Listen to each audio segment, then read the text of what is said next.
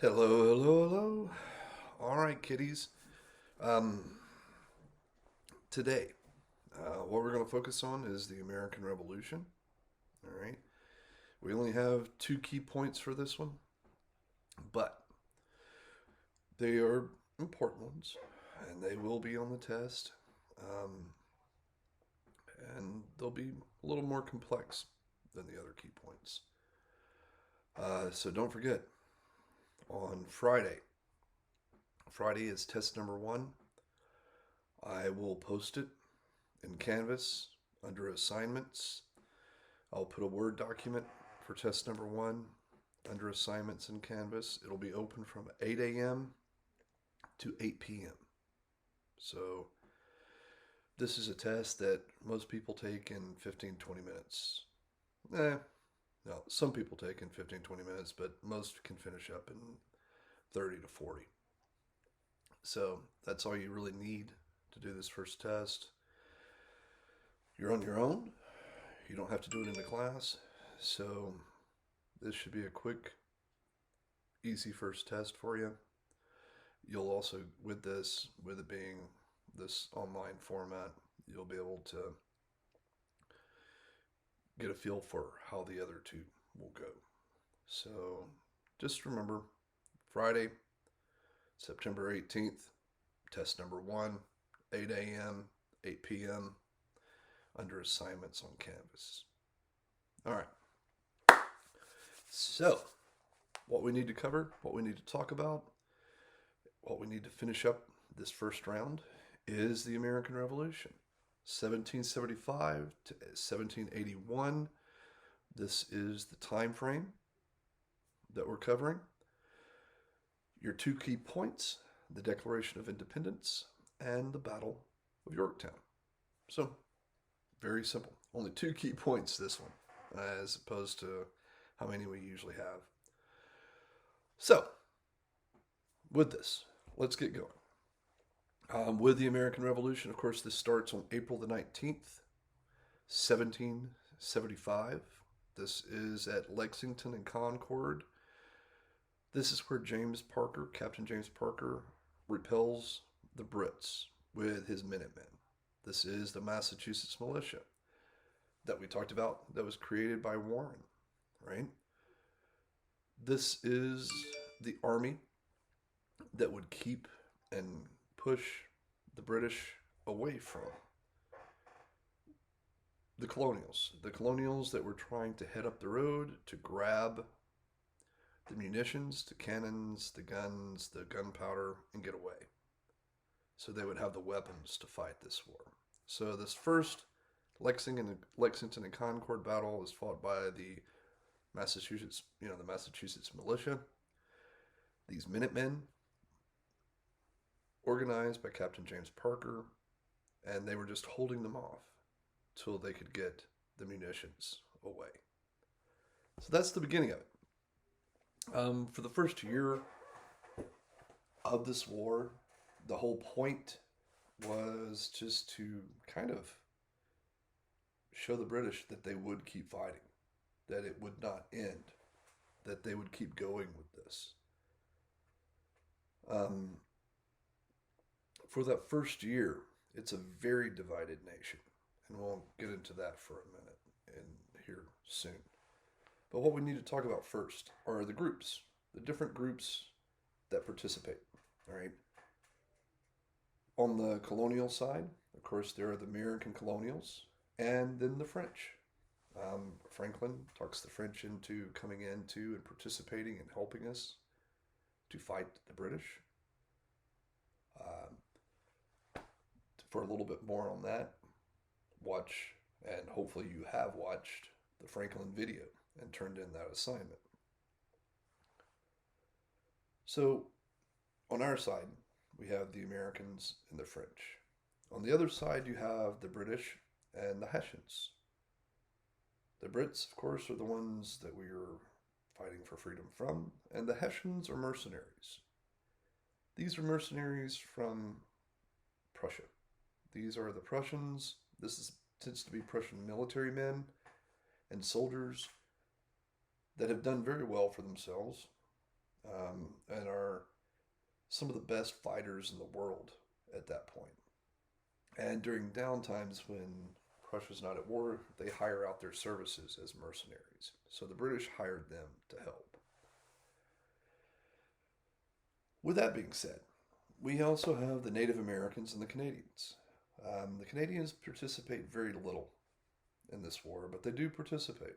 And it's mainly in places like Ticonderoga, Saratoga, anytime the American Revolution is really close to the Canadian border. But for the most part, they're bystanders. Also, we have the Native Americans, who are also considered bystanders in this war. They don't side with either the British or the French for the most part. Basically, they're pushing and hoping that both of these groups would kill each other off. You know, they're hoping that the White Devil will kill each other and they could have their land back. With these Native Americans, you do have some that get involved. Chief Dragging Canoe, like dragging a canoe behind you. He is a leader of Native tribes in the in the Carolinas. And he hits supply trains that are for both the American Colonial Army and the British Army. He is causing chaos anywhere and everywhere he can for the European Americans. So we've got the different groups, we've got different things going on. So we have our groups at war. And it's not really even that simple. It goes even deeper. Let's talk about here just with the Americans at war, all right? With these groups, with the Americans at war, you got to think of them in three different large groups. A third of the Americans were for the rebellion. They were the rebels. A third of the American were loyalists that stuck with the crown and fought and tried to preserve the union with England. And you had people that were neutral, people that just wanted to be left alone and left out. They didn't care about the rebels. They didn't care about the British. All they cared about was their land, their farm, their business. They didn't want to have anything to do with this craziness. So, that's different than what you're taught growing up, right? This idea that the Americans united and fought this war against the British. The Americans were split into three large groups, thirds. So you have all the population, and only 1/3 of it in the beginning were rebels. And not even all of them wanted independence and what is pushed as American independence in textbooks. The rebels were divided in half. You had the reconciliationists that were led by John Dickinson. These reconciliationists, what they wanted was to fight and try to earn and prove the rights as citizens of the British Empire, but they wanted to stay in the empire. They didn't want to win their independence and move away. They wanted to stay in and be a part of the empire, but they wanted to be as equal citizens, and they believed that Americans were not being treated as equal citizens. So you've got the reconciliationists that were pushing for, their rights as British citizens. And you also have the revolutionaries, people like Patrick Henry, Richard Henry Lee, John Adams, Sam Adams, George Washington, Thomas Jefferson, some of the founding, Benjamin Franklin, Alexander Hamilton, the names that you're more familiar with, that were the rebels. These are the ones that were pushing from almost the very beginning for independence. So, it's important to think about the Americans were split into three major groups, into thirds, and that rebel group was split in half. All right. So, with this, you have that first year of the war, from that spring of 75 to the summer of 76.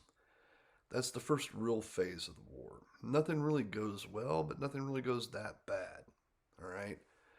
I mean, we have In that first phase of the war, which is usually referred to as the New England phase, we have that battle at Lexington and Concord. We have the Battle of Bunker Hill, which we talked about last time with, you know, Dr. Warren. Those are both not victories, but they're not defeats. The British take the field, but the Americans accomplish their goal in holding them off. The only real big win that the Americans have during this time frame is Ticonderoga. That is a major battle that they take up and win in this first phase. But that first year, one of the things that was noticed and really kind of set in with the Americans were that the British were going to be very cruel. The British became, and the troops and the loyalists that fought with them tended to take no mercy on the rebel forces. If you've ever seen that Mel Gibson movie, The Patriot, if you remember, if you have seen it, if you haven't, it's something you can watch and use as an extra credit report. But in that movie, one of the things is they herd all of these people from this little town into a church, lock them in there, and burn them alive.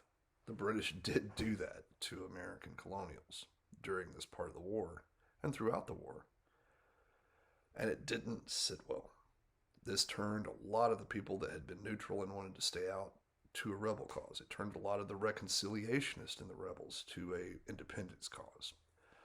So the cruelty of the British switched a lot of Americans to be independence fighters, to be revolutionaries. So we have that aspect of the war. And so by the summer of 1776, when the Second Continental Congress is running things, and the American delegates decide to push for independence. And to do this, they want a declaration, a political document that would solidify and promote this idea of independence, right? So, the Second Continental Congress creates a five-man party. You've got Robert Livingston, Roger Sherman, John Adams, Benjamin Franklin, and Thomas Jefferson.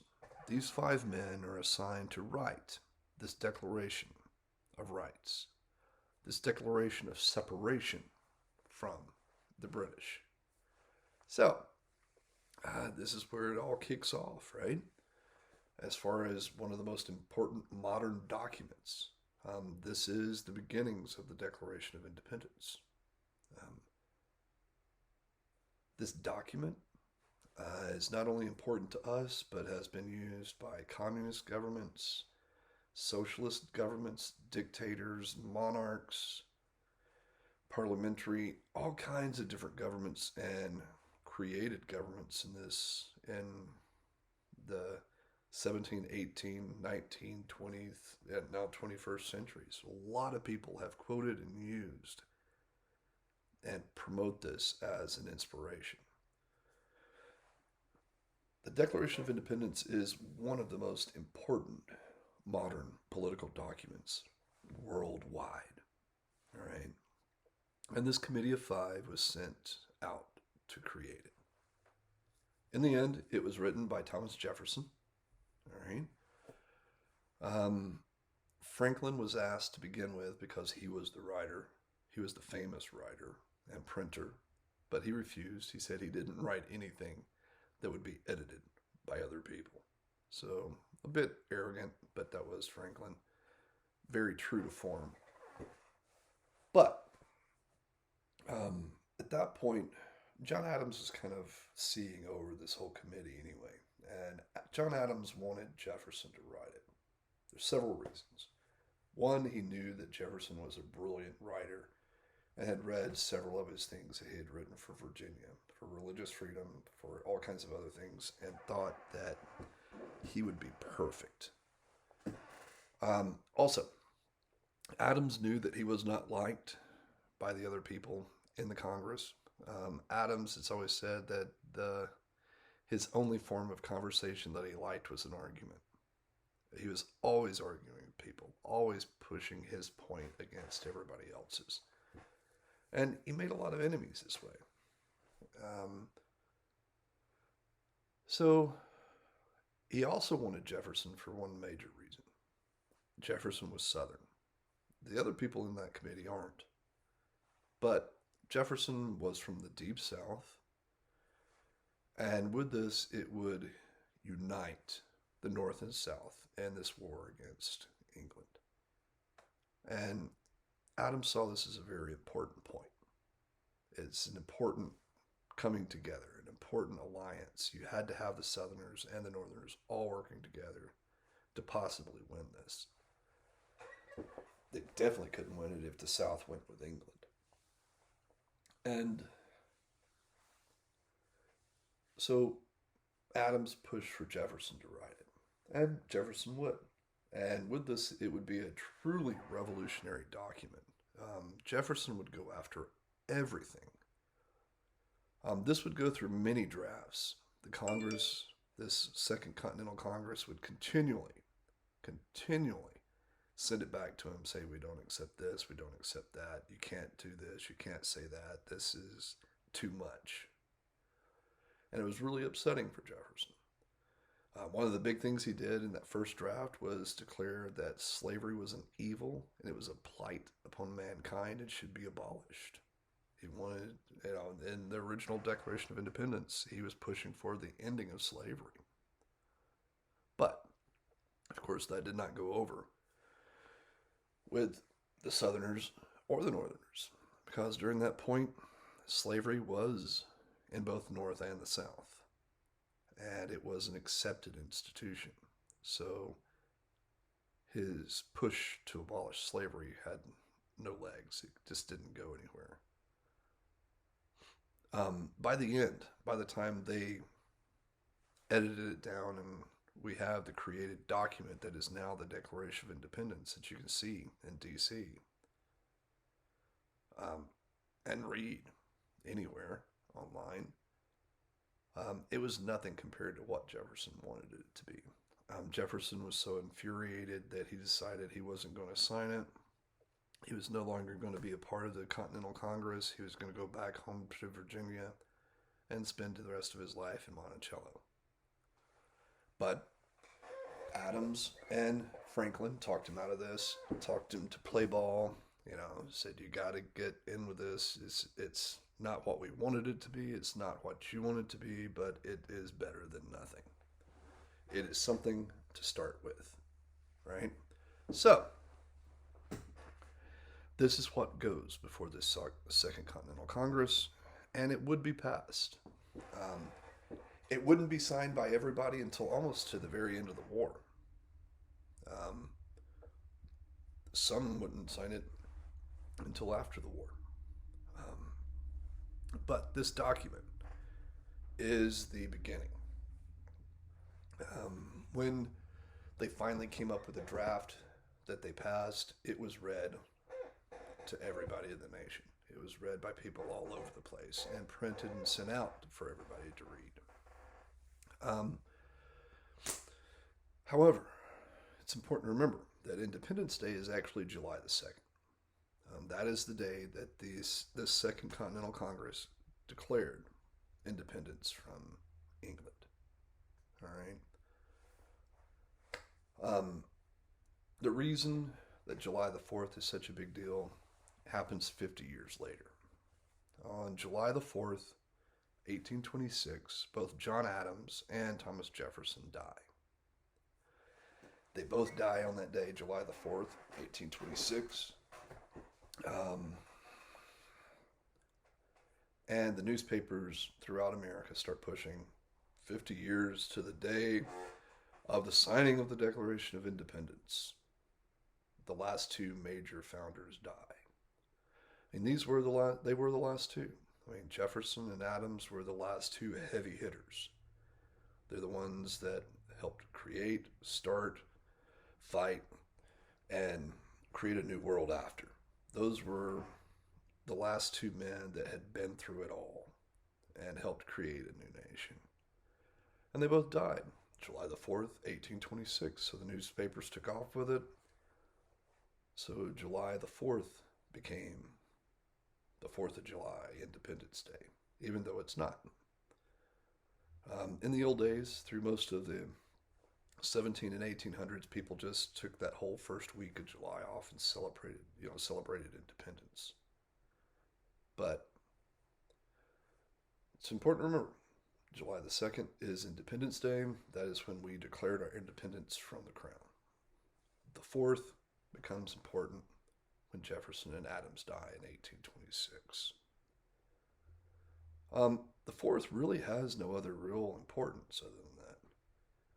On the 4th of July, 1776, all these congressmen went back in to debate and to argue and work with this Declaration of Independence and to do other jobs. But it was a extremely, extremely hot day in Philadelphia.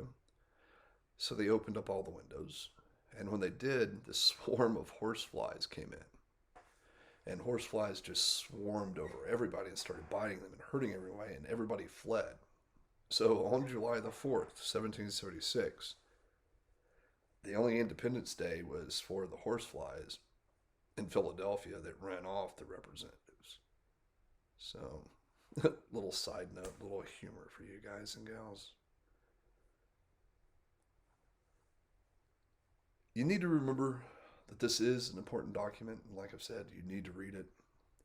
For the test that you'll be taking on Friday, you need to have read the document to understand the question. This is one of the most important modern political documents that's out there, and this is something that everyone should read. Everyone should know, especially if you're an American citizen and are interested in politics at all, or interested in any form or fashion in how things work. So, we have our first key point. We've got the Declaration of Independence. From there, let's move into that second phase of the war. We talked about the first phase already. The second phase of the war is from 76 to 78. That is usually referred to as the Mid-Atlantic phase of the war. There's a lot of battles in this. Many of them were won by the Brits. But there are two very important ones that the Americans win.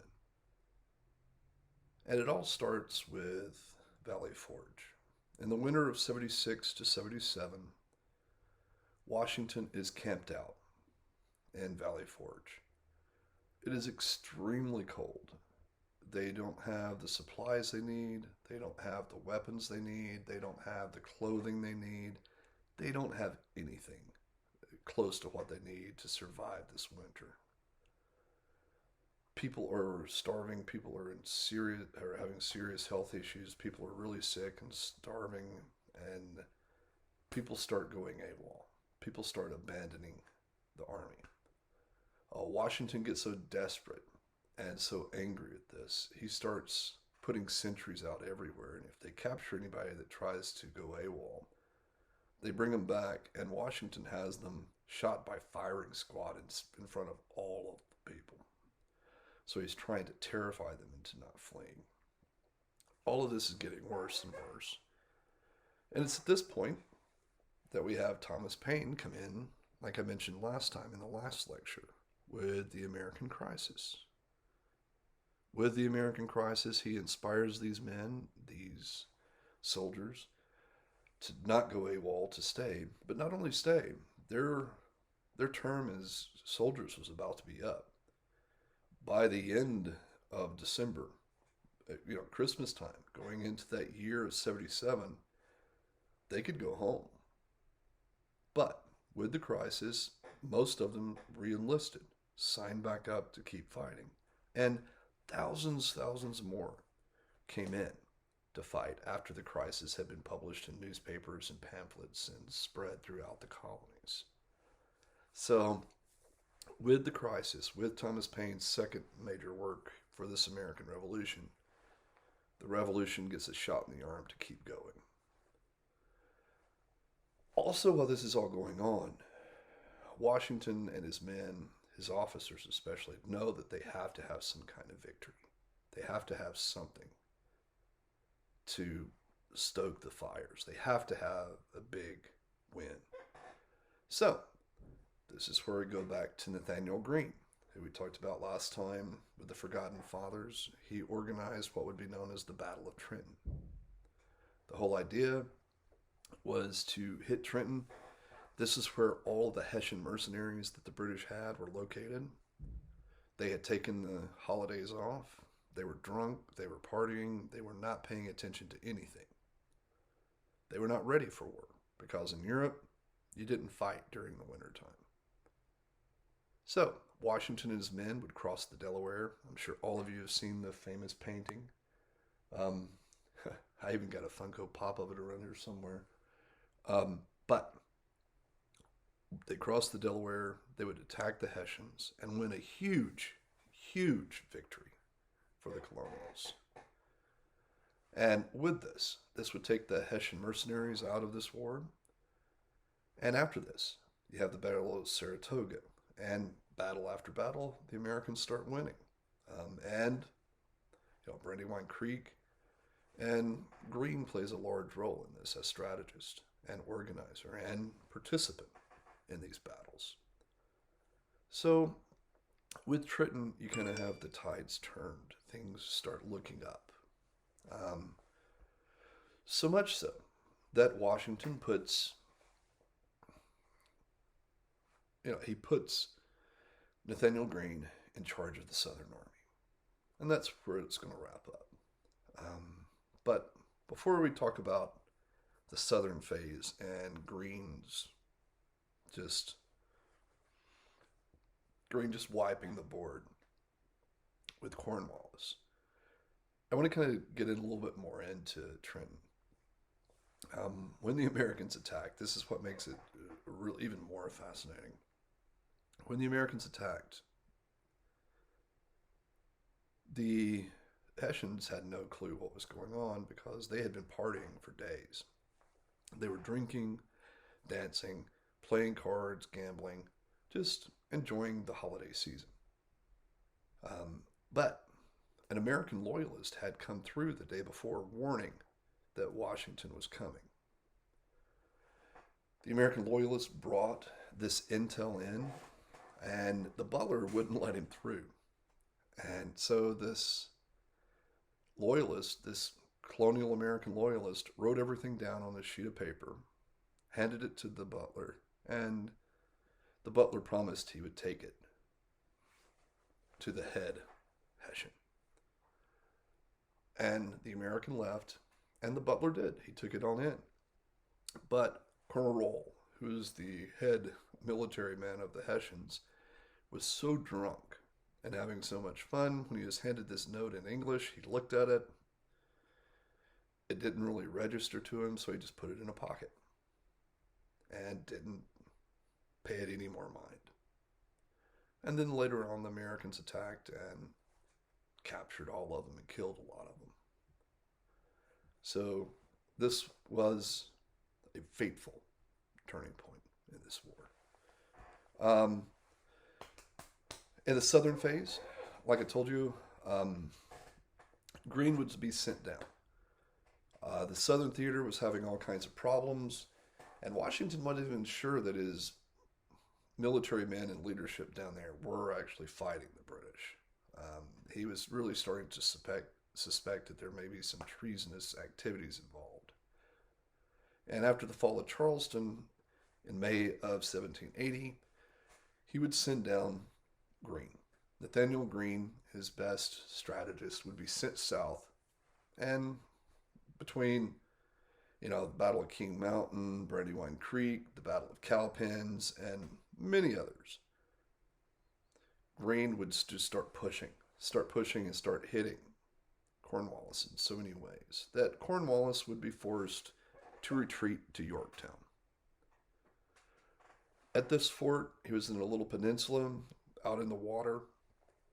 He had sent out feelers and sent out messages for people to come from England, the British Navy to come down, and also British help from New York to come down by water to help him. But nobody came. Not in time, anyway. Because at this point, the French had finally gotten here, and the French Navy would surround Yorktown by sea. You would have Washington show up with his army. Greene was already there with his army, Rochambeau, Lafayette. So you have two American armies, French army, French Navy, and they pound Cornwallis from August until October. And finally, Cornwallis surrenders. And that's the end of the war. It finishes up, and the Americans win this major victory. All right, so that is the major battle. That is the final battle of the American Revolution. All right, so your two major key points that you need to remember and you need to focus on in this lecture, of course, were the Declaration of Independence, the Battle of Yorktown, and with that, you're ready for test number 1. So keep it in mind. Be ready for it. It comes out Friday, September the 18th. It's going to be open from 8 a.m. to 8 p.m. It's in Canvas under assignments. You know how to get a hold of me if you have any questions.